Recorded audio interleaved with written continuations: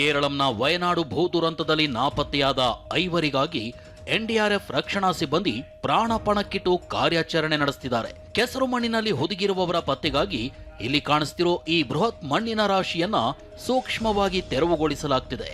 ಒಂದು ಕಡೆ ನದಿ ನೀರು ರಭಸದಿಂದ ಹರಿಯುತ್ತಿದೆ, ಮತ್ತೊಂದೆಡೆ ಮೇಲಿಂದ ನೀರು ಸುರಿಯುತ್ತಿದೆ. ಈ ಅಪಾಯದ ನಡುವೆಯೂ ನಾಪತ್ತೆಯಾದವರಿಗಾಗಿ ಹಿಟಾಚಿ ಮೂಲಕ ತೀವ್ರ ಶೋಧ ಕಾರ್ಯ ನಡೆದಿದೆ. ಈ ಸ್ಥಳದಿಂದ TV9 ಪ್ರತ್ಯಕ್ಷ ವರದಿ ಮಾಡಿದೆ. ನಾನೀಗ ಮೀನಾಕ್ಷಿ ನದಿಯ ದಡದಲ್ಲಿದ್ದೇನೆ. ನೀವು ನೋಡ್ತಾ ಇರಬಹುದು ಇಲ್ಲಿನ ಪರಿಸ್ಥಿತಿಯನ್ನ. ಅತ್ಯಂತ ಕ್ಲಿಷ್ಟಕರವಾದಂತಹ ಪರಿಸ್ಥಿತಿಯಲ್ಲಿ NDRF ತಂಡದವರು 5 ಜನ ಏನು ಈ ಒಂದು ದುರಂತದಲ್ಲಿ ನಾಪತ್ತೆಯಾಗಿದ್ರು ಅವರ ಶೋಧ ಕಾರ್ಯವನ್ನ ಮಾಡ್ತಾ ಇರುವಂತದ್ದು. ಎದೆ ನಡಗಿಸುವಂತಹ ದೃಶ್ಯ ಇದಾಗಿದೆ. ವಯನಾಡು ಭೂ ಸುನಾಮಿ ಕೇರಳಂಗೆ ಆಘಾತ ನೀಡಿರೋ ಬೆನ್ನಲ್ಲೇ ಹವಾಮಾನ ಇಲಾಖೆ ಮತ್ತೊಂದು ಶಾಕ್ ಕೊಟ್ಟಿದೆ. ಕೇರಳದ 9 ಜಿಲ್ಲೆಗಳಲ್ಲಿ ಮತ್ತಷ್ಟು ಮಳೆ ಅಬ್ಬರಿಸಲಿದೆ. ಮುಂಜಾಗ್ರತಾ ಕ್ರಮಗಳನ್ನು ಕೈಗೊಳ್ಳಿ ಅಂತ ಎಚ್ಚರಿಸಿದೆ. ಜೊತೆಗೆ ಎರ್ನಾಕುಲಂ, ಇಡುಕಿ, ತ್ರಿಶೂರ್, ಪಾಲಕ್ಕಾಡ್, ಮಲಪ್ಪುರಂ, ವಯನಾಡ್ ಸೇರಿದಂತೆ 6 ಜಿಲ್ಲೆಗಳಲ್ಲಿ ಆರೆಂಜ್ ಅಲರ್ಟ್ ಮತ್ತು 3 ಜಿಲ್ಲೆಗಳಿಗೆ ಯೆಲ್ಲೋ ಅಲರ್ಟ್ ಘೋಷಿಸಲಾಗಿದೆ. ಹವಾಮಾನ ಇಲಾಖೆಯ ಎಚ್ಚರಿಕೆ ಬೆನ್ನಲ್ಲೇ ಮಳೆ ಅವಾಂತರ ಮತ್ತು ಪ್ರವಾಹ ಪರಿಸ್ಥಿತಿ ಎದುರಿಸಲು ಸಿದ್ಧತೆ ಮಾಡಿಕೊಳ್ಳುವಂತೆ ಅಧಿಕಾರಿಗಳಿಗೆ ಕೇರಳ ಸಿಎಂ ಸತೀಶನ್ ಸೂಚಿಸಿದ್ದಾರೆ. ವಯನಾಡಿನಲ್ಲಿ ಭೂಕುಸಿತ ದುರಂತ ನಡೆದ ಸ್ಥಳದಲ್ಲಿ ಅವೈಜ್ಞಾನಿಕ ಕಾಮಗಾರಿ ಆರೋಪ ಹೊತ್ತಿರುವ ಇದೇ ಕಂಪನಿ ಮಂಗಳೂರಿನಲ್ಲೂ ಅವೈಜ್ಞಾನಿಕ ರಸ್ತೆ ನಿರ್ಮಾಣ ಕಾಮಗಾರಿಯನ್ನ ನಡೆಸಿದೆ.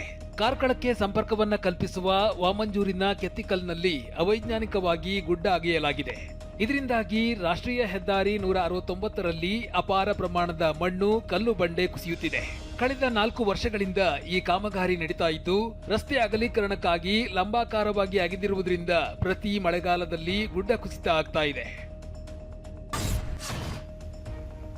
ಮಹಾರಾಷ್ಟ್ರದ ಪಾಲ್ಘರ್ನಲ್ಲಿ ಮಳೆ ತೀವ್ರ ಸ್ವರೂಪಕ್ಕೆ ತಿರುಗಿದೆ. ಪ್ರಳಯಾಂತಕ ಮಳೆಗೆ ಪಾಲ್ಘರ್ನ ವಿವಿಧೆಡೆ ರಸ್ತೆಗಳೆಲ್ಲ ಕುಚ್ಚಿ ಹೋಗಿವೆ, ಸೇತುವೆಗಳು ಧ್ವಂಸಗೊಂಡಿವೆ. ರಸ್ತೆ ಸಂಪರ್ಕ ಇಲ್ಲದೆ ಸಿಲುಕಿದ್ದ ಜನರನ್ನ ಬೋಟ್ ಮೂಲಕ NDRF ಸಿಬ್ಬಂದಿ ರಕ್ಷಿಸಿ ಸುರಕ್ಷಿತ ಸ್ಥಳಕ್ಕೆ ಸ್ಥಳಾಂತರಿಸಿದ್ದಾರೆ.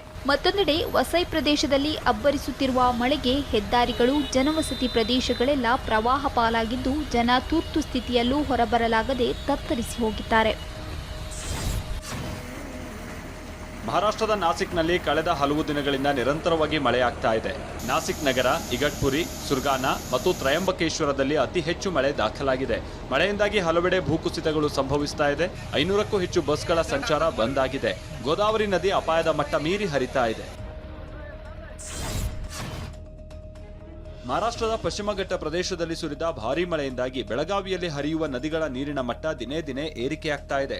ಘಟಪ್ರಭಾ ನದಿ ನೀರಿನ ಮಟ್ಟ ಏರಿಕೆಯಾದ ಕಾರಣದಿಂದಾಗಿ ಅವರಾದಿ ಮಹಾಲಿಂಗಪುರ ಸಂಪರ್ಕಿಸುವಂತ ಸೇತುವೆ ಮುಳುಗಡೆಯಾಗಿದೆ. ಇದರಿಂದ ಬಾಗಲಕೋಟೆ ಜಿಲ್ಲೆ ಮಹಾಲಿಂಗಪುರ ಸಂಪರ್ಕ ಕಡಿತ ಆಗಿದೆ. 2 ಕಡೆ ಬ್ಯಾರಿಕೇಡ್ಗಳನ್ನು ಅಳವಡಿಸಿ ಸಂಚಾರ ಬಂದ್ ಮಾಡಲಾಗಿದೆ. ಬೆಳಗಾವಿ ಜಿಲ್ಲೆಯಲ್ಲಿ ಈವರೆಗೂ 11 ಸಂಪರ್ಕ ಸೇತುವೆಗಳು ಮುಳುಗಡೆಯಾದಂತಾಗಿದೆ. 30ಕ್ಕೂ ಹೆಚ್ಚು ಗ್ರಾಮಸ್ಥರು ಪರ್ಯಾಯ ಮಾರ್ಗದಲ್ಲಿ ಸಂಚರಿಸುವಂತಾಗಿದೆ.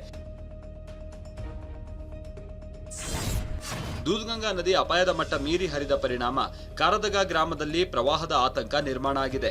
ಈಗ ಆಲ್ರೆಡಿ ಗ್ರಾಮದ ಜಮೀನುಗಳಲ್ಲಿರುವ 4-5 ಗ್ರಾಮಗಳಿಗೆ ನೀರು ನುಗ್ಗಿದೆ. ಮೊದಲೇ ಜನ ಮನೆ ಖಾಲಿ ಮಾಡಿದ ಕಾರಣದಿಂದಾಗಿ ಅಪಾಯ ತಪ್ಪಿದಂತಾಗಿದೆ. ಮಳೆ ಮುಂದುವರೆದ್ರೆ ಮತ್ತಷ್ಟು ಮನೆಗಳಿಗೆ ನೀರು ನುಗ್ಗೋ ಆತಂಕ ನಿರ್ಮಾಣ ಆಗಿದೆ. ಇನ್ನು ವೇದಗಂಗಾ ನದಿ ಅಬ್ಬರಕ್ಕೆ ಬಾರವಾಡ ಗ್ರಾಮದಲ್ಲಿ ಪ್ರವಾಹದ ಭೀತಿ ಎದುರಾಗಿದೆ. ನದಿ ನೀರು ಇಡೀ ಗ್ರಾಮವನ್ನೇ ಸುತ್ತುವರೆದಿದೆ. ಸ್ಮಶಾನವು ಜಲಾವೃತವಾಗಿದ್ದು, ಊರಲ್ಲಿ ಯಾರಾದರೂ ಸತ್ರು ಹೂಳಕ್ಕೂ ಹೆಣಗಾಡುವ ಸ್ಥಿತಿ ನಿರ್ಮಾಣ ಆಗಿದೆ. 10ರಿಂದ 15 ಅಡಿ ನೀರು ಏರಿಕೆಯಾದರೆ ಇಡೀ ಊರಿನ ಮನೆಗಳು ಜಲಾವೃತ ಆಗುತ್ತೆ. ಬೆಳಗಾವಿ ಜಿಲ್ಲೆಯಲ್ಲಿ ಸಂಭವನೀಯ ಪ್ರವಾಹ ಸ್ಥಿತಿಯನ್ನು ಎದುರಿಸೋದಕ್ಕೆ ಜಿಲ್ಲಾಧಿಕಾರಿ ಮೊಹಮ್ಮದ್ ರೋಷನ್ ನೇತೃತ್ವದಲ್ಲಿ ಸಭೆ ನಡೆಸಲಾಗಿದೆ. ಸಭೆಯಲ್ಲಿ ಸಂಭವನೀಯ ಪ್ರವಾಹ ಸ್ಥಿತಿಗೆ ಸನ್ನದ್ಧರಾಗೋದಕ್ಕೆ ಅಧಿಕಾರಿಗಳಿಗೆ ಸೂಚನೆಯನ್ನ ಕೊಡಲಾಗಿದೆ. ಸಂಭವನೀಯ ಪರಿಸ್ಥಿತಿ ಎದುರಿಸೋದಕ್ಕೆ 397 ಪರಿಹಾರ ಕೇಂದ್ರಗಳನ್ನು ಗುರುತು ಮಾಡಲಾಗಿದ್ದು, 5 SDRF, 9 ಅಗ್ನಿಶಾಮಕ ತಂಡಗಳು, 41 ಬೋಟ್ಗಳನ್ನು ತುರ್ತು ಪರಿಸ್ಥಿತಿಗೆ ಸಿದ್ಧ ಆಗಿಟ್ಕೊಳ್ಳೋದಕ್ಕೆ ಸೂಚನೆಯನ್ನ ಕೊಡಲಾಗಿದೆ. ಈಗ ಆಲ್ರೆಡಿ ಕೆಳ ಹಂತದ 10 ಸೇತುವೆಗಳು ಜಲಾವೃತ ಆದ ಹಿನ್ನೆಲೆ ನದಿ ತೀರದ ಜನರಿಗೆ ಎಚ್ಚರಿಕೆಯಿಂದ ಇರೋದಕ್ಕೆ ಜಿಲ್ಲಾಡಳಿತ ಸೂಚನೆಯನ್ನ ಕೊಟ್ಟಿದೆ. ಚಿಕ್ಕಮಗಳೂರು ಜಿಲ್ಲೆಯ ಕಳಸಾ ತಾಲೂಕಿನಲ್ಲಿ ಭಾರೀ ಮಳೆ ಹಿನ್ನೆಲೆ ಭದ್ರಾ ನದಿ ಅಪಾಯದ ಮಟ್ಟ ಮೀರಿ ಹರಿತಾ ಇದೆ. ಇದರಿಂದ ಹಳೆ ಹೆಬ್ಬಾಳೆ ಸೇತುವೆ ಮುಳುಗಡೆಯಾಗುವ ಸಾಧ್ಯತೆ ಇದೆ. ಹೇಮಾವತಿ ನದಿ ಅಪಾಯದ ಮಟ್ಟ ಮೀರ್ತಾ ಇದ್ದು ಮೂಡಿಗೆರೆ ತಾಲೂಕಿನ ಸಬ್ಬೇನಹಳ್ಳಿ ಬಳಿ ಪ್ರವಾಹದ ಭೀತಿ ಎದುರಾಗಿದೆ. ಈಗ ಆಲ್ರೆಡಿ ಹೇಮಾವತಿ ನದಿ ನೀರು ಕಾಫಿ ತೋಟಗಳಿಗೆ ನುಗ್ಗಿದೆ. ಧಾರಾಕಾರ ಮಳೆಗೆ ಚಿಕ್ಕಮಗಳೂರು, ದಕ್ಷಿಣ ಕನ್ನಡ ಜಿಲ್ಲೆಗಳ ಸಂಪರ್ಕಿಸುವಂತ ಚಾರ್ಮಾಡಿ ಘಾಟ್ನಲ್ಲಿ ಗುಡ್ಡ ಕುಸಿತ ಸಂಭವಿಸಿದೆ. ಮಳೆಯ ಪ್ರಮಾಣ ಹೆಚ್ಚಾದರೆ ಮತ್ತಷ್ಟು ಗುಡ್ಡ ಕುಸಿಯುವ ಅಪಾಯ ಎದುರಾಗ್ತಾ ಇದೆ. ಕಳಸಾ ತಾಲೂಕಿನ ಬಲಿಗೆ ಗ್ರಾಮದಲ್ಲಿ ಬಿರುಗಾಳಿ ಸಹಿತ ಮಳೆ ಅಬ್ಬರಕ್ಕೆ ಬೃಹತ್ ಮರವೊಂದು ದನದ ಕೊಟ್ಟಿಗೆ ಮೇಲೆ ಬಿದ್ದಿದೆ. ದನದ ಕೊಟ್ಟಿಗೆ ಸಂಪೂರ್ಣವಾಗಿ ಜಖಮ್ಮಾಗಿ ಹೋಗಿದೆ. ಹಾಸನ ಜಿಲ್ಲೆಯ ಮಲೆನಾಡು ಭಾಗದಲ್ಲಿ ಮಳೆ ಆರ್ಭಟ ಹಿನ್ನೆಲೆ ಬಿಸಲಘಾಟ್ನ ಹೆದ್ದಾರಿಯಲ್ಲಿ ಬೃಹತ್ ಮರ ಉರುಳಿ ಬಿದ್ದಿತ್ತು. ಇದರಿಂದ ರಸ್ತೆ ಸಂಚಾರ ಸಂಪೂರ್ಣ ಬಂದ್ ಆಗಿತ್ತು. 1 ಗಂಟೆಗೂ ಹೆಚ್ಚು ಕಾಲ ರಸ್ತೆಯ ಎರಡೂ ಭಾಗಗಳಲ್ಲಿ ವಾಹನಗಳು ಕಾದು ನಿಂತಿದ್ದು, ಬೈಕ್ ಸವಾರರು ಕಾದು ಸುಸ್ತಾಗಿ ಬೈಕ್ಗಳನ್ನು ಮರದ ಮೇಲೆ ಎತ್ತಿ ಮತ್ತೊಂದು ಕಡೆ ಶಿಫ್ಟ್ ಮಾಡಿದ್ರು. ಇನ್ನು ಸಕಲೇಶಪುರ ತಾಲೂಕಿನಲ್ಲಿ ನಿರಂತರ ಮಳೆ ಹಿನ್ನೆಲೆಯಲ್ಲಿ ಜಲಪಾತಗಳು, ನದಿಗಳು, ಹಳ್ಳಗಳು, ಗುಡ್ಡ ಪ್ರದೇಶಗಳು ಹಾಗೂ ಅಪಾಯಕಾರಿ ಸ್ಥಳಗಳಿಗೆ ಸಾರ್ವಜನಿಕರ ಪ್ರವೇಶ ನಿಷೇಧಿಸಿ ಸಕಲೇಶಪುರ ತಹಶೀಲ್ದಾರ್ ಸುಪ್ರೀತಾ ಆದೇಶಿಸಿದ್ದಾರೆ. ಆದೇಶ ಉಲ್ಲಂಘಿಸಿದರೆ ಕ್ರಿಮಿನಲ್ ಪ್ರಕರಣ ದಾಖಲಿಸುವ ಎಚ್ಚರಿಕೆ ನೀಡಿದ್ದಾರೆ. ಈ ನಿಯಮ ಎಲ್ಲ ಹೋಮ್ ಸ್ಟೇ ಮತ್ತು ರೆಸಾರ್ಟ್ಗಳಿಗೆ ಅನ್ವಯವಾಗಲಿದೆ ಎಂದಿದ್ದಾರೆ. ಬೆಂಗಳೂರಿನ ಖಾಸಗಿ ಹೋಟೆಲ್ನಲ್ಲಿ ಸಿಎಂ ಡಿಕೆಶಿ ಬೆಂಬಲಿತ ಶಾಸಕರು ಡಿನ್ನರ್ ಮೀಟಿಂಗ್ ನಡೆಸಿದ್ದಾರೆ. ಮಾಜಿ ಸಂಸದ ಡಿಕೆ ಸುರೇಶ್ ನೇತೃತ್ವದಲ್ಲಿ ಶಾಸಕರಾದ HC Balakrishna, TB Jayachandra, Shivalingegowda, Kadaluru Uday, Nara Bharath Reddy, Sharath Bachegowda, Ramesh Babu, Basavaraja Shivaganga, Prakash Koliwad, doctor HD Ranganatha, B Shivanna, ಮಾಜಿ ಸಂಸದ ಶಿವರಾಮೇಗೌಡ ಹಾಗೂ ಪರಿಷತ್ ಸದಸ್ಯರಾದ ವಿನಯ್ ಕಾರ್ತಿಕ್, ಎಸ್ ರವಿ ಉಪಸ್ಥಿತರಿದ್ದರು.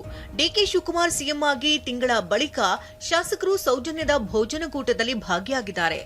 2ನೇ ಅಂತಾರಾಷ್ಟ್ರೀಯ ವಿಮಾನ ನಿಲ್ದಾಣ ನಿರ್ಮಾಣದ ಸಂಬಂಧ ವಿಧಾನಸೌಧದಲ್ಲಿ ಡಿಕೆ ಶಿವಕುಮಾರ್ ನೇತೃತ್ವದಲ್ಲಿ ಸಭೆಯನ್ನು ಮಾಡಲಾಗಿದೆ. ಏರ್ಪೋರ್ಟ್ ನಿರ್ಮಾಣದ ಸಾಧಕ ಬಾಧಕಗಳ ಬಗ್ಗೆ ಚರ್ಚೆ ಮಾಡಲಾಗಿದೆ. ಈಗಾಗಲೇ 2 ಸಂಭಾವ್ಯ ಸ್ಥಳಗಳನ್ನು ಗುರುತಿಸಲಾಗಿದ್ದು, ಒಂದು ದಕ್ಷಿಣ ಬೆಂಗಳೂರಿನ ಕನಕಪುರ ರಸ್ತೆಯ ಚುಡಹಳ್ಳಿ, ಸೋಮನಹಳ್ಳಿ ಪ್ರದೇಶ, ಮತ್ತೊಂದು ತುಮಕೂರು ರಸ್ತೆಯ ಕುಣಿಗಲ್, ನೆಲಮಂಗಲ ನಡುವಿನ ಪ್ರದೇಶ. ಈ 2 ಸ್ಥಳಗಳಲ್ಲಿ ಸುಮಾರು 4,500ದಿಂದ 5,200 ಎಕರೆ ಭೂಮಿಯನ್ನು ಗುರುತಿಸಲಾಗಿದೆ. ಲ್ಯಾಂಡ್ ದರ ಕೂಡ ಕಡಿಮೆ ಇರಬೇಕು, ಹೆಚ್ಚು ಊರು ಇರೋ ಕಡೆ ಬೇಡ ಅಂತ ಹೇಳಿದ್ದೇವೆ ಅಂತ ಸಭೆ ಬಳಿಕ ಸಿಎಂ ಹೇಳಿದ್ದಾರೆ. ಏರ್ಪೋರ್ಟ್ ಹಿಂದೆ ಏನಾಗಿತ್ತು ಅದನ್ನೆಲ್ಲ ಪ್ರಪೋಸಲ್ ಕೊಟ್ಟಿದ್ದಾರೆ. ನಾವು ಆದಷ್ಟು ಯಾವ ಊರೂ ಹೆಚ್ಚು ಕಮ್ಮಿ ಆಗಬಾರ್ದು, ಊರುಗಳನ್ನ ವಲಸೆ ತೆಗೆಯೋದು ಬೇಡ.